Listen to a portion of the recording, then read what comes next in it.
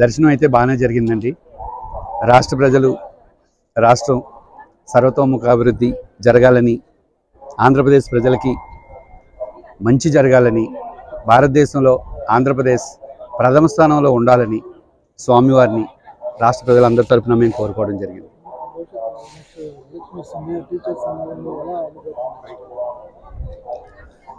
మనం గుడి దగ్గర ఉన్నాం, రాజకీయాలు జనరల్గా మాట్లాడడానికి అవకాశం ఉంది.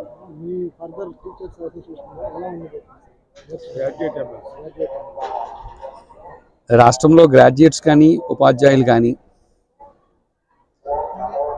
ప్రభుత్వ విధానాల పట్ల వారు ఆల్రెడీ ఒక అభిప్రాయంతో ఉన్నారు. ఆ అభిప్రాయానికి అనుగుణంగా రేపు నిర్ణయం తీసుకుంటారు. మనం దేవస్థానం దగ్గర ఉన్నాం, ఇంతకంటే ఎక్కువ మాట్లాడకూడదు. అందరికీ నమస్కారం అండి. ఉత్తరాంధ్ర ఉపాధ్యాయ ఎమ్మెల్సీ పాకలపాటి రఘువర్మ ఈరోజు తిరుపతి దర్శనానికి వస్తూ మరి మా ఉపాధ్యాయులు అదేవిధంగా బంధువులు మిత్రులతో రావడం జరిగింది. ఇప్పటికైతే మాత్రం భక్తులు కాలినడకలు వచ్చినటువంటి భక్తులకు మాత్రం కొంచెం ప్రత్యేకమైన ఏర్పాట్లు చేయవలసిన అవసరం అయితే ఎంతైనా ఉంది.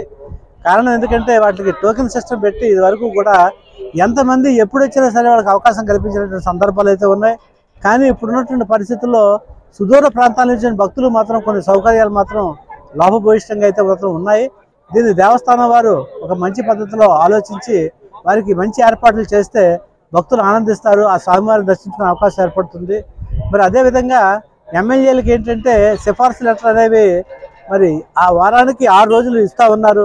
ఎమ్మెల్సీలకు మాత్రం ఏంటంటే ఓన్లీ 3 రోజులు 4 రోజులు ఇస్తున్నారు. ఇది కరెక్ట్ కాదు. మరి అందరినీ సమాన పద్ధతిలో చూడాల్సిన అవసరం అయితే ఈ దేవస్థానానికి అయితే ఉందని చెప్పి, ఎగ్జిక్యూటివ్ కమిటీకి అయితే ఉందని చెప్పి తెలియజేసుకుంటూ మరి అన్నప్రసాదాలు కూడా కొంతవరకు కూడా మెరుగుపరచాల్సిన అవసరం అయితే ఉంది. భక్తులు మాత్రం మా దృష్టిలోకి వచ్చినటువంటి విషయం ఏంటంటే కొంతవరకు కొన్ని ఇబ్బందులు పడుతూ ఉన్నారు. వాళ్ళు అంటే తినేటప్పుడు ఆ రైస్ని కూడా క్వాలిటీ పెంచితే మంచిది. ఆ భగవంతుడిని చూసి చాలామంది భక్తులు వేలాది రూపాయలు కోట్లాది రూపాయలు ఇస్తూ ఉన్నారు. మరి సామాన్య భక్తులకి మంచిగా చేసి సేవలు చేస్తే టీటీడీ తాలూకా ఆదేశాన్ని కూడా అందరూ చెప్పుకునే అవకాశం, ఆ స్వామివారి తాలూకా అన్నప్రసాదాన్ని కూడా మంచిగా తింటారని చెప్పి మీ ద్వారా నేను దేవస్థానం రిక్వెస్ట్ చేస్తూ ఉన్నాను. ధన్యవాదాలు. థ్యాంక్ యూ వెరీ మచ్ అండి. ఒక విషయం చెప్పాలి అంటే, ముక్కుసూటిగా మాత్రం చెప్పాలి అంటే, ఈ ప్రభుత్వం ఉపాధ్యాయుల పట్ల, ఉద్యోగుల పట్ల, ఏదైతే మాత్రం పెన్షనర్ల పట్ల ఒక వివక్షత అయితే చూపించా ఉంది. ఎన్నిసార్లు మేము విన్నవించుకున్నా సరే మమ్మల్ని మాత్రం దూరం చేసుకుంటూ ఉంటుంది.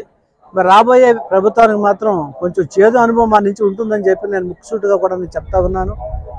ధన్యవాదాలండి.